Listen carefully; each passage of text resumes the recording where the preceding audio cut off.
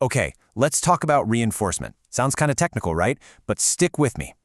Ever wonder why you just can't stop scrolling on your phone, even when you know you should be doing something else? Or why your dog totally nails sit but just ignores stay? Well, the answer to all of that and so much more is this one big idea, reinforcement. And today, we're going to demystify it and show you how it's shaping, well, pretty much everything around you. So yeah, what is it that makes a behavior actually stick? I mean, think about it for a second. We've all got those good habits we've managed to build. Maybe it's hitting the gym, maybe it's drinking more water, but we've also got the ones we just can't seem to kick, right? The junk food, the procrastination. So what's the real difference? What's the secret ingredient? That's exactly what we're diving into. And the answer, the secret sauce, is a concept from a field called Applied Behavior Analysis, or ABA for short. And that big concept is reinforcement. Now, I know it sounds a little bit like jargon, but I promise you we are going to make this super simple. We're going to cut right through the textbook stuff and get to what it actually is, how it works, and most importantly, why it should matter to you. All right, so let's get right into it. What exactly is reinforcement? The main idea is actually incredibly simple. It's all about one thing, making a behavior happen more often. That's it. That's the whole goal, increasing a behavior. Okay, here is the official textbooky definition, but let's break it down. Reinforcement is a consequence. It's what happens immediately after a behavior that makes you go, ooh, I should do that again. And here's the absolute most important part, the real litmus test. If the behavior doesn't increase in the future, then guess what? It wasn't reinforcement. It's as simple as that. The proof is in the pudding. Okay, before we get into the cool strategies and how this all works, we absolutely have to talk about ethics. Think of these as the ground rules, the non-negotiables, because these are really powerful tools and we have to use them responsibly. Rule number 1, and this is a big one. You have to get informed consent. You just don't surprise people with a behavioral plan. I mean, think about it. You wouldn't want a doctor starting some new treatment on you without explaining it first, right? Same deal here. You explain everything, you get a clear yes or permission, and you write it down. It's all about respect and transparency. And rule number 2 is just as important. Stay in your lane. It's so crucial. It just means you only do the work that you're actually qualified and hired to do. If you're a teacher, you're not suddenly a speech therapist. This isn't about ego. It's about professional boundaries and making sure the client gets the best, most appropriate care from the right people. Okay, ethics discussion done. Now let's get into the good stuff. First up, positive reinforcement, which I like to call the add-to method. Now, a super important heads up here. When you hear positive in ABA, I want you to erase the idea of good or happy. It's not about feelings. Positive is a math term. It literally just means you're adding something. So here's the formula. A behavior happens, you add something, and as a result, that behavior happens more in the future. Let's make it real. A kid wants juice. Instead of screaming for it, they use their words and say, "Juice, please." So you add the juice. You give them a glass.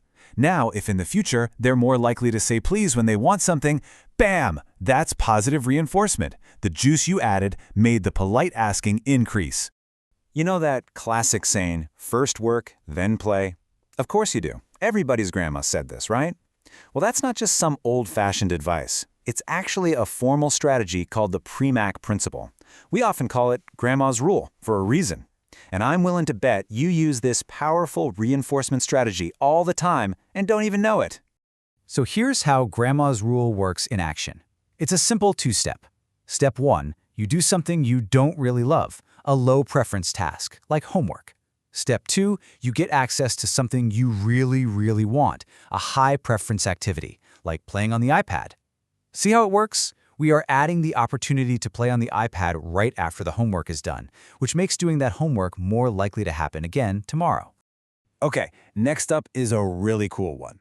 It's all about building behavioral momentum.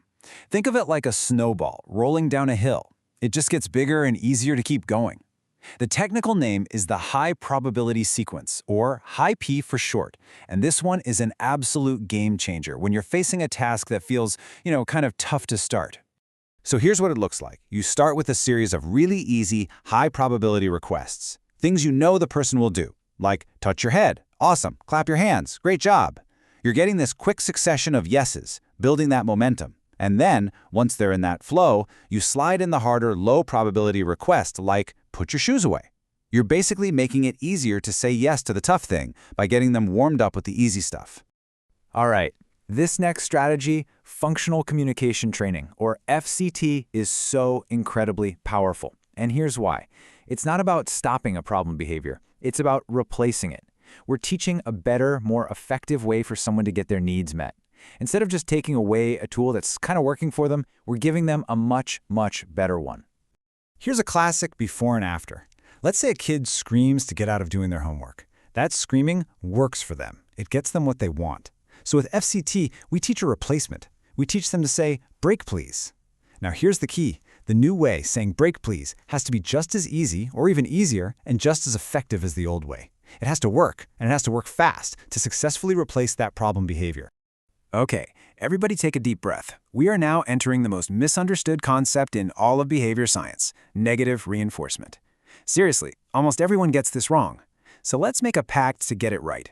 First things first, negative does not mean bad. It doesn't mean punishment. Just like positive meant add, negative is a math term that simply means to remove or to take away. So, the formula is this. A behavior happens, and as a result, something unpleasant is removed. Because that annoying thing went away, the behavior is more likely to happen again. The absolute best example is your car's seatbelt alarm. That ding-ding-ding sound is super annoying, right? It's an unpleasant thing. What's the behavior you do? You click your seatbelt. And what happens? The annoying sound is removed. And because it worked, you're more likely to buckle up faster next time to avoid the noise altogether. Your buckling up behavior increased because an unpleasant thing was taken away. That is negative reinforcement. Okay, this is the slide that will hopefully make it all click. This is where people get tripped up. Notice that in both negative reinforcement and negative punishment, something is being removed. The negative part is the same. The only thing that tells you which one it is the end result. Look at the behavior. Did it go up? If it increased, it was reinforcement. Did the behavior go down? If it decreased, it was punishment. That's it. Don't look at the negative part. Look at what happened to the behavior. All right, that was a lot of info, I know. So let's pull it all together in a super quick cheat sheet. These are the core takeaways you're going to want to remember. Okay, lightning round. Positive reinforcement. You add something good and the behavior increases. Negative reinforcement. You remove something bad and the behavior still increases. Remember, reinforcement always means increase. The Premack Principle, that's just first work, then fun. The high P sequence, think easy, easy, easy, hard to build momentum. And finally, FCT. Teach them to ask for what they want, not act out to get it. Simple, right? So I'm going to leave you with one final thought, a little pop quiz. Here's the scenario. A client says, break please. In response, a difficult task is removed. Over time, the client starts saying, break please, way more often. So, what kind of reinforcement is that? Think about it. Was something added or taken away? And did the behavior go up or down? You've got all the tools to figure it out now. Thanks for digging into this with me. Keep asking questions.